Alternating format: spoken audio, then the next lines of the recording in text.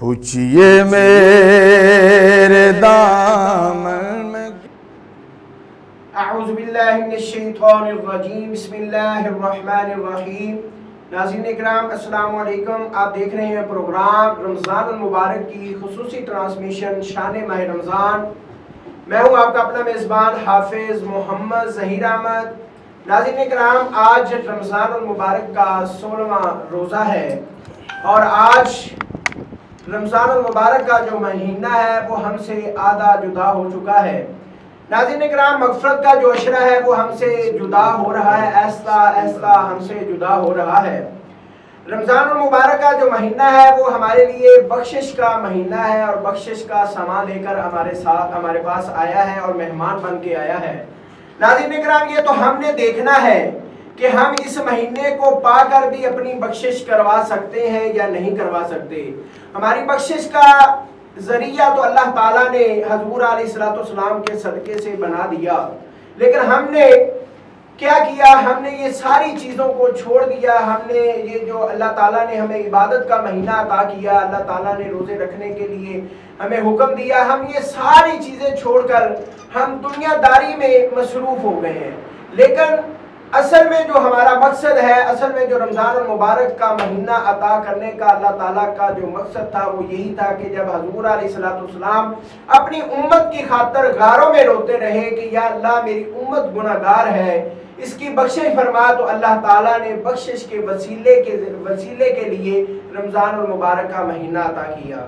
تو ناظرین اکرام، ہمیں رمضان المبارک کی فیض و برکات حاصل کرنے کی اللہ تعالیٰ توفیق عطا فرمائے اور ہمیں زیادہ سے زیادہ فیض و برکات حاصل کرنی چاہیے تاکہ ہم اپنی بخشش کا سما بنا سکیں۔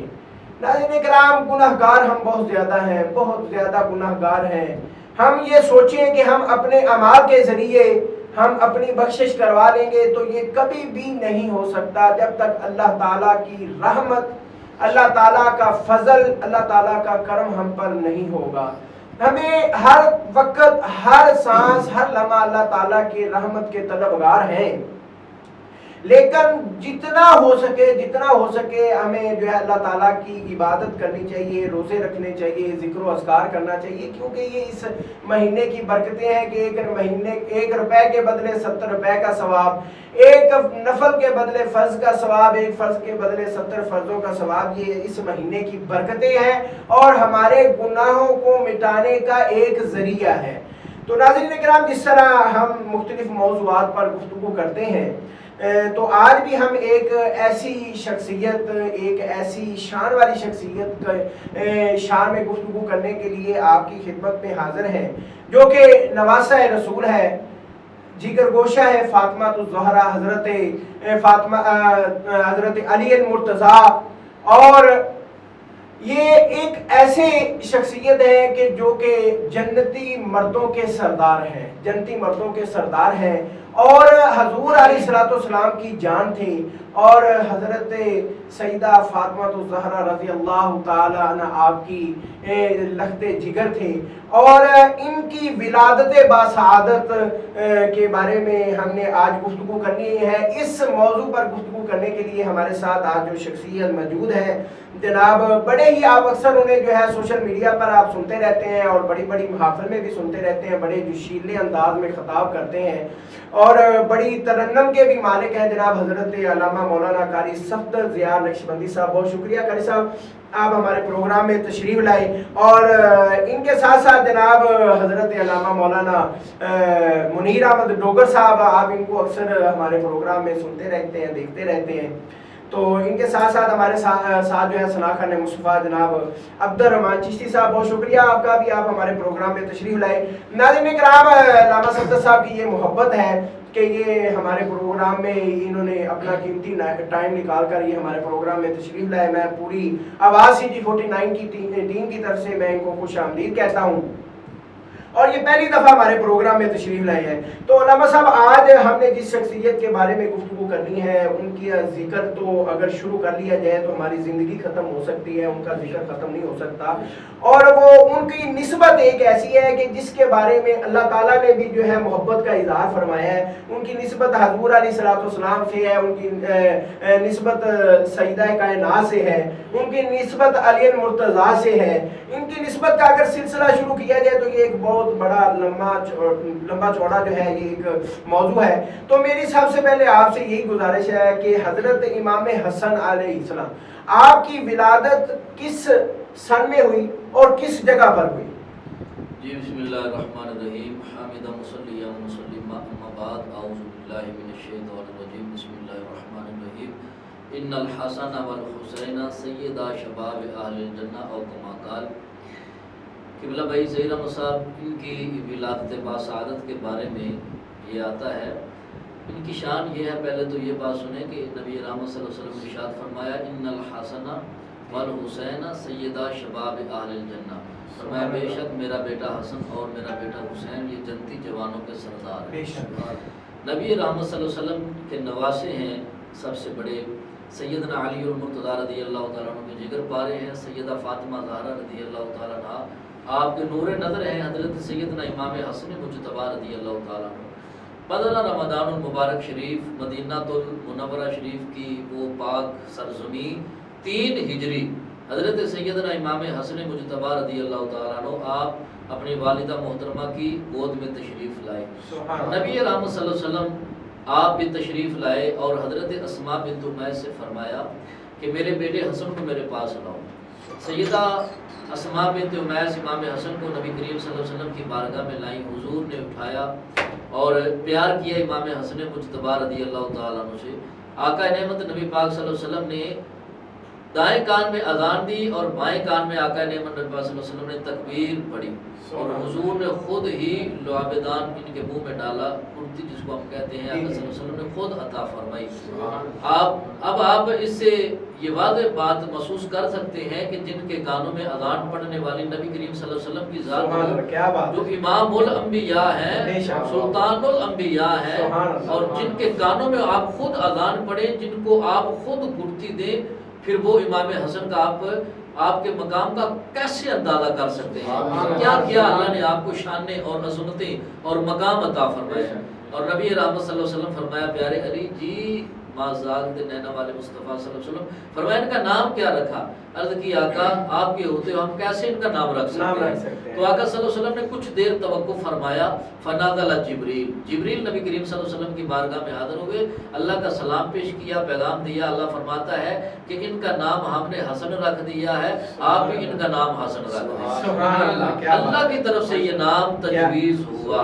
آقا صلی اللہ علیہ وسلم نے نام بھی خود رکھا اور پھر جب 7 دن گزرے حضور نبی کریم صلی اللہ علیہ وسلم نے ان کے سر کے بال منڈائے اور اتنی چاندی لے کر آقا صلی اللہ علیہ وسلم نے خیرات کر دی اور ان کا ختنہ بھی حضور نے 7ویں دن بعد کرایا اور نام بھی تجویز کیا اور عقیقہ بھی نبی کریم صلی اللہ علیہ وسلم نے 7ویں دن کرایا, جو ہمارے لیے سنت ٹھہرا. جی علامہ صاحب بالکل. دیکھیں ہم ان شخصیات کا ذکر کرنا ہمارا یہ نہیں ہے کہ ہم نے اپنے پروگرام کے لیے ہم نے ان شخصیات کا ذکر کرنا ہے, بلکہ ہمارا مقصد اس میں یہی ہے کہ ہماری ان کی بارگاہ میں حاضری ہو جائے. کیونکہ ہم اگر ذکر دیکھیں انہیں ہمارے ذکر کی ضرورت نہیں ہے, انہیں ہماری تعریفوں کی ضرورت نہیں ہے, ان کو ان چیزوں کی کوئی ضرورت نہیں ہے, بلکہ ہم نے اپنی آخرت سنوارنے کے لیے حضور کی شفاعت حاصل کرنے کے لیے ہم ان کا ذکر کرتے ہیں کہ تاکہ ہم ان کے پیاروں کا ذکر دیکھیں. یہ بھی دنیا بھی ہمارے بھی ایسے ہے کہ ہم اگر مثال کے طور پہ کسی سے پیار کرتے ہیں تو اگر کوئی دوسرا بندہ اس کا ذکر کرے تو ہمارے دل کو سکون ملتا ہے. تو یہ آج ہمارا ذکر کرنے کا مقصد یہ ہے کہ ہمارے نبی کریم صلی اللہ علیہ وآلہ وسلم کے دل کو سکون ملے کہ آج میرے امتی, آج میرے غلام بیٹھ کر ایک آواز سی 49 پر بیٹھ کر جو ہے میرے نواسہ کا جو ہے نا وہ ذکر کر رہے ہیں, اس کی شان بیان کر رہے ہیں. تو آپ کے بچپن کے کچھ مسائل جو ہے نا ہمارے ناظرین کو بتائیں. جی بسم اللہ. جی بچپن کے آپ کے بہت سارے واقعات ہیں, لیکن ان میں سے ایک بات تو یہ ہے کہ نبی کریم صلی اللہ علیہ وسلم آپ کی آغوش میں پلے پڑے اور جو آپ کے سینے پہ کھیلے, جو آپ کی گود میں کھیلے, وہ امام حسن کے بچپن کی اور کیا بات سنائیں. امام حسن مجتبی. اور ایک بات یاد رکھیں، جہاں پہ امام حسن کے بچپن کی بات ہوتی ہے وہیں پہ امام حسین کی بھی بات ہوتی ہے. جہاں پہ امام حسین کی بات ہوتی ہے وہاں پہ امام حسن کی بات ہوتی ہے. ہم اہل سنت و جماعت ہیں کہ جن میں اختلاف تو ہے ہی نہیں. ہم جیسے امام حسین کا ذکر کرتے ہیں ایسے ہی امام حسن کا ذکر کرتے ہیں. اور یہ نہیں کہ امام حسن کی باتیں نہیں، آپ کے بہت زیادہ آپ کے مقامات ہیں، شانیں ہیں، عظمتیں ہیں جو اللہ نے آپ کو عطا فرمائی ہیں. تو بچپن کی میں آپ کو بات سناتا ہوں کہ جو نبی کریم صلی اللہ علیہ وسلم نے ہمیں حکم بھی فرمایا. حضرت سیدنا اسامہ بن زید رضی اللہ تعالیٰ عنہ آپ فرماتے ہیں کہ مجھے کوئی کام تھا نبی کریم صلی اللہ علیہ وسلم کے ساتھ. حدیث پاک میں آتا ہے آپ آتے ہیں نبی پاک صلی اللہ علیہ وسلم کی بارگاہ میں، کچھ مسائل حضور کی بارگاہ سے پوچھ کر جب جواب لیا تو واپس جانے لگے. آپ فرماتے ہیں کہ میں دروازے سے پھر واپس آیا. میں نے عرض کی یا رسول اللہ صلی اللہ علیہ وسلم آپ نے اوپر چادر اوڑھی ہے، چادر کے نیچے کچھ چیز حرکت کر رہی ہے، آقا صلی اللہ علیہ وسلم یہ کیا ہے، ذرا وضاحت فرما دیں. تو نبی کریم صلی اللہ علیہ وسلم نے آپ نے اپنی چادر کو ایسے پیچھے ہٹایا. حضرت اسامہ بن زید رضی اللہ تعالیٰ عنہ فرماتے ہیں کہ میں نے کیا دیکھا کہ دائیں طرف حضرت امام حسن کھیل رہے ہیں اور بائیں طرف حضرت امام حسین کھیل رہے ہیں. نبی کریم صلی اللہ علیہ وسلم نے پھر ایسے ہاتھ اٹھا کر دعا کی، یا اللہ یہ میرے بچے ہیں، میری بیٹی کے بیٹے ہیں، یا اللہ میں ان سے پیار کرتا ہوں اور تو ان سے پیار فرما. سبحان اللہ. اللہم انی احبہما وَأَحِبَّهُمَا، یا اللہ میں ان سے پیار کرتا ہوں تو بھی ان سے پیار فرما. اور اہل سنت و جماعت اپنی قسمت پہ ناز کریں.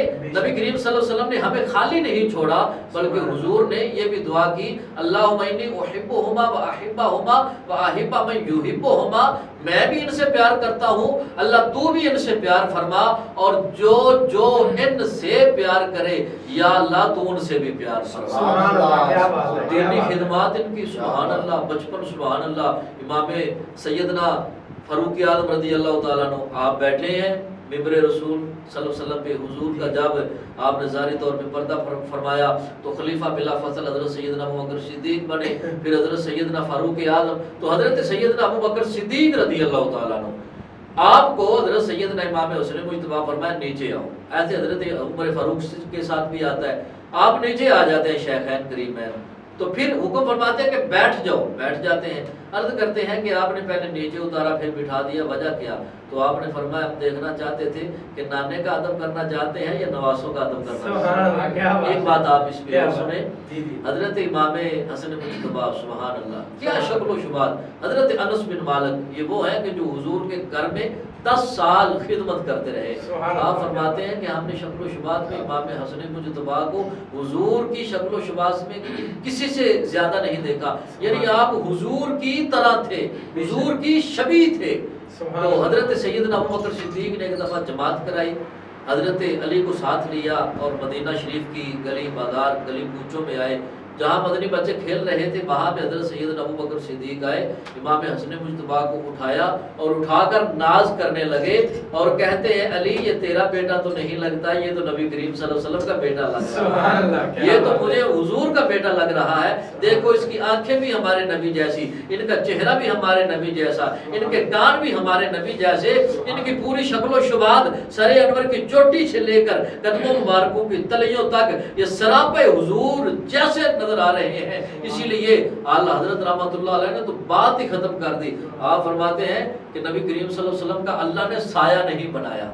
اعلی حضرت رحمۃ اللہ علیہ قصیدہ نوریہ میں فرماتے ہیں کہ حضور کا اللہ نے سایہ نہیں بنایا، لیکن آدھے سائے سے اللہ نے امام حسن مجتبی کو بنا دیا اور آدھے سائے سے امام حسین کو بنا دیا. اسی لیے تو اعلیٰ حضرت فرماتے ہیں تو ہے ایسے نور تیرا سب کرانا نور کا، تیری نسل پاک میں ہے بچہ بچہ نور کا. حضور فرمایا جس نے میرے جانے کے بعد مجھے دیکھنا ہو وہ سر سے لے کر ناف تک میرے حسن کو دیکھ لے، ناف سے لے کر قدموں تک میرے حسین سے دیکھ لے، مصطفیٰ کی تصویر سامنے آ جائے گی. سبحان اللہ. کیا بات ہے. علامہ صاحب بڑے ہی ماشاءاللہ اچھے انداز میں گفتگو کر رہے تھے. देखिए नाज़रीन कराम, हम आज बड़े अपने आप को खुश किस्मत समझ रहे हैं कि हम उस हस्ती का जिक्र कर रहे हैं जिससे हजूर अलैहिस्सलाम ने प्यार फरमाया, जिसको हजूर अलैहिस्सलाम ने अपने जिगर का टुकड़ा कहा है। हम उस हस्ती का जिक्र कर रहे हैं और हम अपने आप को खुशकिस्मत क्यों ना समझे, हम क्यों ना समझे कि जिससे प्यार अल्लाह फरमाता है, जिनसे प्यार अल्लाह फरमाता है, और जिन हस्तियों को, जिन शख्सियात को अल्लाह ताला हजूर अलैहिस्सलाम ने फरमाया कि ये जन्नती जवानों के सरदार हैं, हमारे सरदार हैं। अल्लाह ताला अपनी रहमत के सदके हमारी भी बख्शिश फरमाए। जो जन्नती जवानों के सरदार हैं उनका जिक्र कर रहे हैं तो हम अपने आप पर क्यों ना फख्र करें। ये अल्लाह ताला की करम नवाजी है, हजूर अलैहिस्सलाम के गुलाम हैं हम कि आज हम उनका जिक्र कर रहे हैं। और अल्लाह ताला की बारगाह में ये दुआ है कि अल्लाह ताला हमारा ये जिक्र, हमारी ये आजिज़ाना मोहब्बत, हमारा ये जो प्यार है उनकी बारगाह में कबूल व मंजूर फरमाया। और हजूर अलैहिस्सलाम की बारगाह में ये हमारा मोहब्बत भरा जो सलाम है, मोहब्बत भरी जो अकीदत है, ये उनकी बारगाह में हम पेश करते हैं। अल्लाह ताला कबूल व मंजूर फरमाए। तो नाज़रीन कराम, अभी हमारी गुफ्तगू जो है लामा साहब से जारी रहेगी। अभी वक्त हुआ एक छोटे से ब्रेक का, ब्रेक के बाद दोबारा फिर आपकी खिदमत में हाजिर होते हैं।